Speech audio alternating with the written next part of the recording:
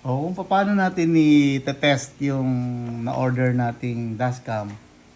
Dahil wala tayo sa sasakyan, nandito lang tayo sa loob ng bahay, gagamit tayo nito. Ay, hindi. Gagamit tayo nito.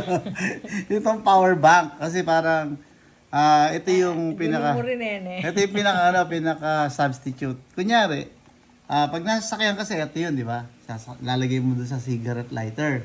So dahil nandito lang tayo sa loob ng bahay at kailangan natin matest itong ating dashcam, kailangan natin ng power bank. So ang gagawin lang natin, siyempre, itong dashcam na i-install na natin yung SD card or TF card. Tapos nandito nakakonect na yung Type-C USB niya. At saka itong pinaka power plug and signal plug. Dito rin kasi lumalabas lahat eh.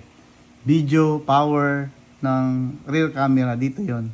Dito siya nakakonect. Okay, so pakakabaw nyo lang, ensure nyo na wala kayong makikitang space dyan. So, ibig sabihin yan, firm na nakakonect na siya. Okay, so ngayon ito yung reverse camera natin, di ba? Okay, so ipa-plug na natin yung USB natin dito sa power bank.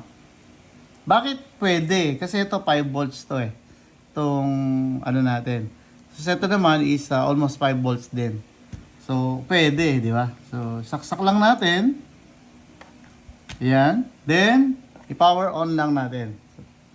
Ayan, naka-power on na. May ilaw tayo dito. At the same time, ayan na. Nag-initialize na si DDPi. Kung tawagin, DDPi. So, ayan, mayroon na siyang display. At recording na siya. Okay, ngayon, paano natin malalaman kung gumagana yung rear camera? So, pipindutin natin tong first button para dun sa pag-switch ng camera natin. From front camera ng sasakyan natin, going to the rear camera, which is ito yun. Di ba? So, tututok natin siya dito para makita natin. Dito sa collagen. Yan. Tutok natin siya dyan.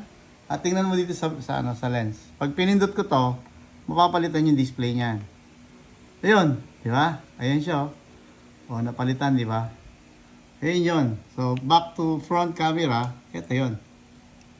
Alright, so ganun lang. So, ibig sabihin, working good yung ating dashcam. That's it.